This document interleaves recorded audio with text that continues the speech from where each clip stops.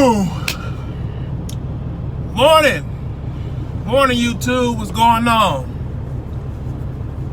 King checking in. Just getting up. Louisiana's where I'm at. About to deliver this load, reload, and finish off in Louisiana. Check this out. I just might be in your hood.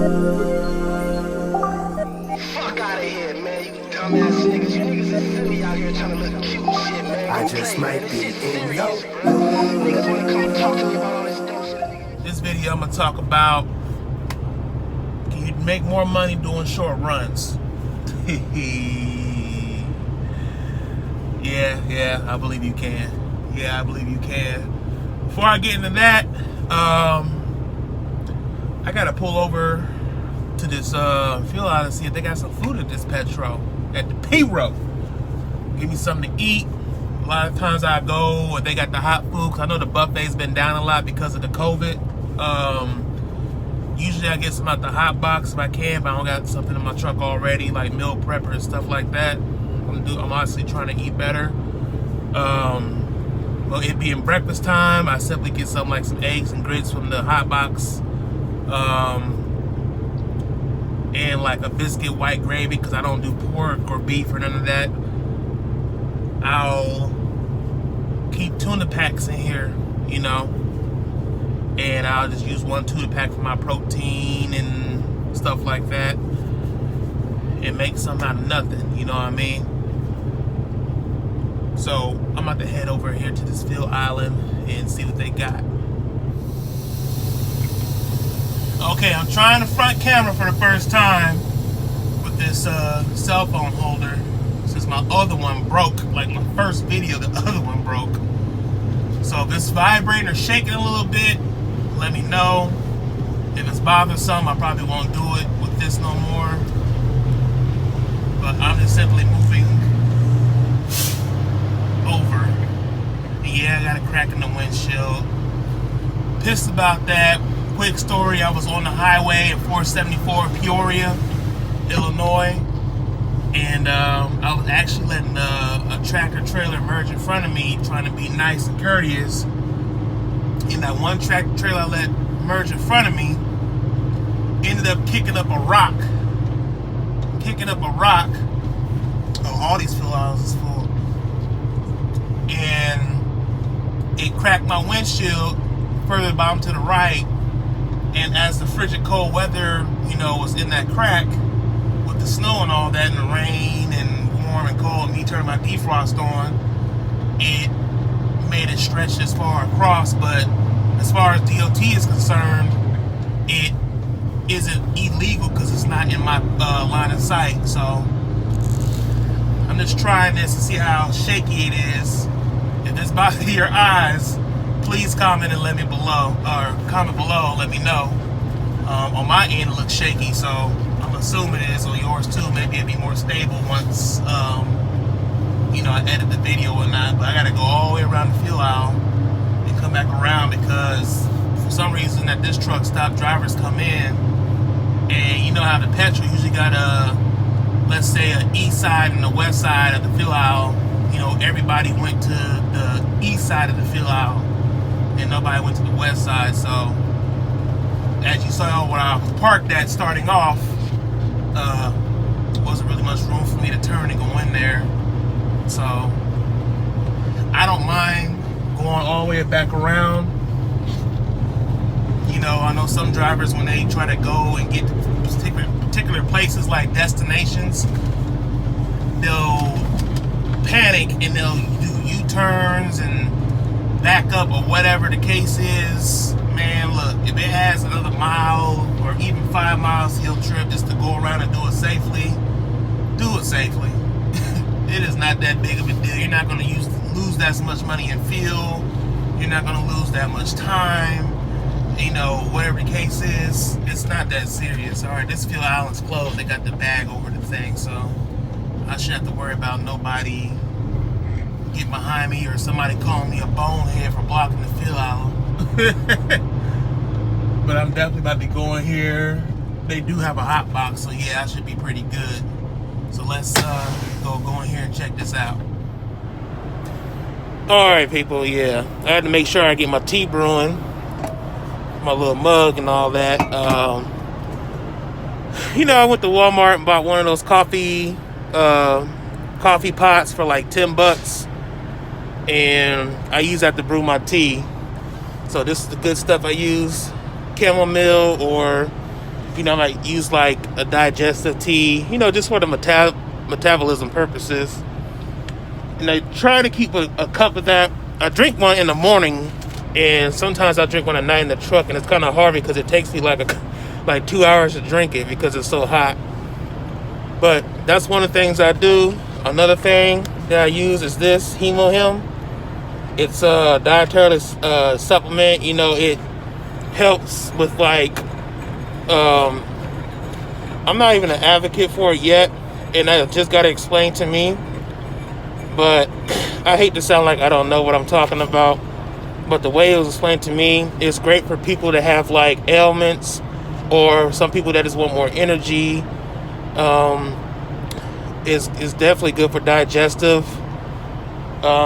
Some people may say it treats certain things, and you know, for medical reasons or whatever. For big pharma, I ain't gonna say it cure anything, but they got videos on it on YouTube. So if you YouTube Hemo, check it out.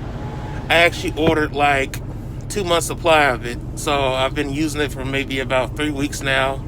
I take it once a day, once at night, and I mean, I'm not taking it for any particular reason except to see if it, you know, makes me better. So we'll see about that.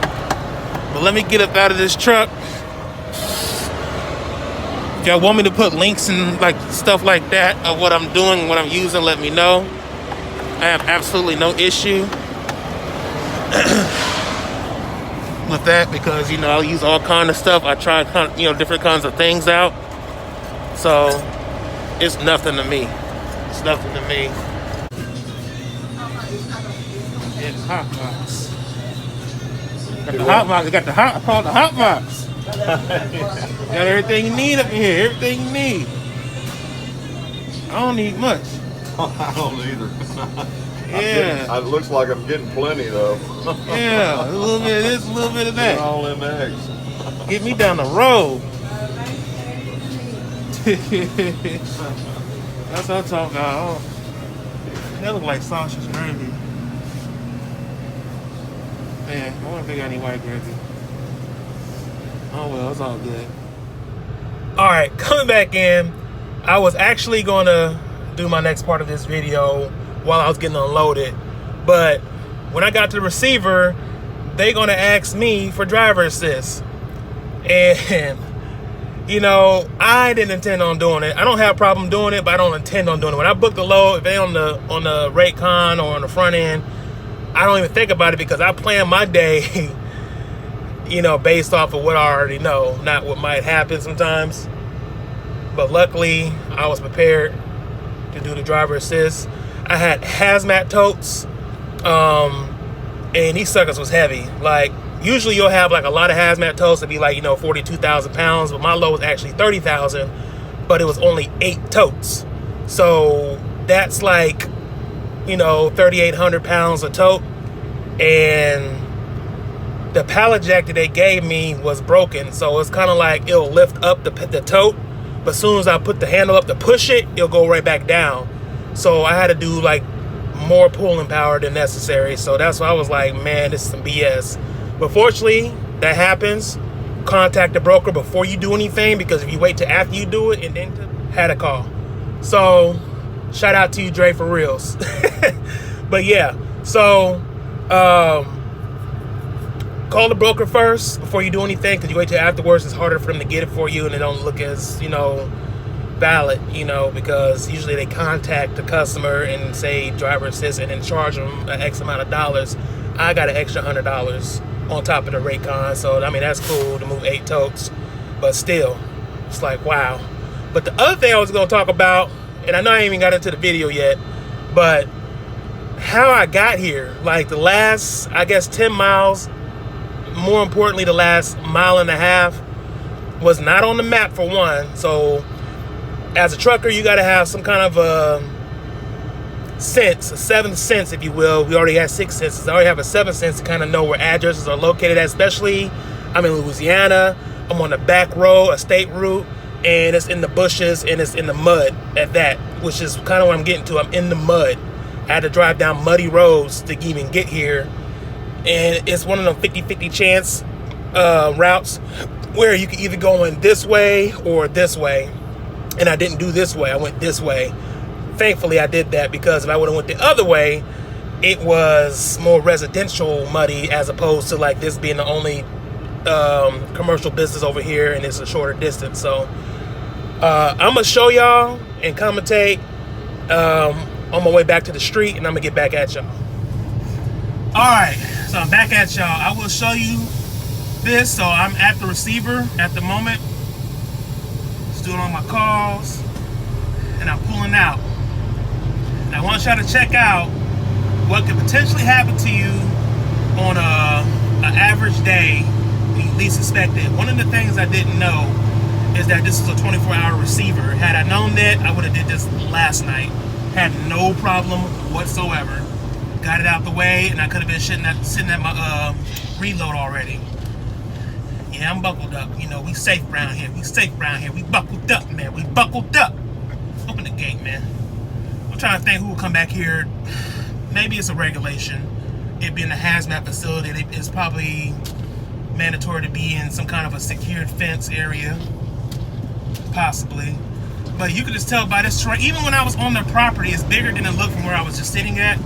But I had to go around and see if there's like an outdoor ramp. It being hazmat toast, an outdoor ramp or something. I drove around the entire property and I slid a couple of times through their property because it's all gravel and mud. So I probably went about 15 miles an hour. It's a 25 mile per hour street or road or whatever you want to call it. I went 15 because of just how it looks. And if you can see the tire marks, and I know the video is kind of shaky, like I said, comment and let me know if this is kind of bothersome for y'all. If so, then I probably won't do it with this no more, and probably wait until I get something better to have it mounted so it doesn't do that, like a windshield mount. But you can see off to the right, those are two gates. That's the bad way to come in. And I can't even show y'all what it looked like, but if you just look at the tire marks, you can tell everybody that comes in and out of this place goes this direction. And this direction I luckily came in. I gotta watch my tires. It's narrow, people. It's narrow, and I just slid a little bit. So I'm gonna keep this baby in 6th gear again. And I kind of want y'all to just get a gist of what I'm talking about. And I'm pretty sure y'all been down roads like these. Sometimes accidentally, sometimes it's just how it is. Me, it's a little bit of both, because if I'd known this is muddy, I probably wouldn't be as shocked. But hell, we're in the southern states, you know how they roll. Especially out in the backwoods like this. I mean, just look at this. I mean, this is the good part of it. There's bridges and stuff you gotta go over, and they don't have no wait time limit signs, so it's kind of like, with it being muddy and wet and all that, and little bridges with wait time limits, it's like, I do not want to risk it. And this was me without knowing the business was back here. I mean, I saw a sign from the street, so I'm like, okay, that gives me some kind of confidence, you know what I mean? And I'm shaking over bumps too, so the additional shake as well. Gave me a little bit of confidence to come down this way. Otherwise, if I didn't see no sign before turning on the street, then I probably would have done the next best thing, which is the best thing, is actually call the receiver and get directions into their facility. I guess it's partially a little bit of my frustration why I didn't do that in the first place, but like I said, I got the 7 cents. Sometimes it helped me, sometimes it hurt me. There's only 2 ways into this place, and it's both muddy. But one is actually drivable for commercial vehicles, and the other one's more for, I guess, like, 4x4s, all-wheel drive situations, So, and I mean, this is what I'm looking at coming in with hazmat, and I'm like, dude, is this even correct? I'm seeing animals off to the right. Ain't nothing but pickup trucks back here, and I'm not scooting over for nobody, because the more I scoot over, the softer the shoulder gets, and there's potential chance I get stuck. They see me coming, they need to pull over and be courteous. Honestly, I'm a commercial vehicle. If I get stuck and block your way, where you gonna go? You know what I mean? It's like I could stop and let you around. I mean, it goes both ways. I mean, I guess we're supposed to be the professionals, but you know, sometimes stopping and starting might be a hazard. Here's one of the little bridges. Well, it's not a bridge, but one of the little overthings I went over. And then you got hills, right? Hills. And that was another thing, coming down, sliding a little bit with my weight with the totes. Now I'm kind of going up it, so I kind of picked up the RPMs a little bit. Now I'm sliding right now. I hear my tires losing traction. Or I got the little icon on my dash to keep lighting up. And now I'm empty, I don't weigh anything. That was a little branch that just went underneath. And a cemetery off to the right, just a quick moment of silence to those that are no longer with us.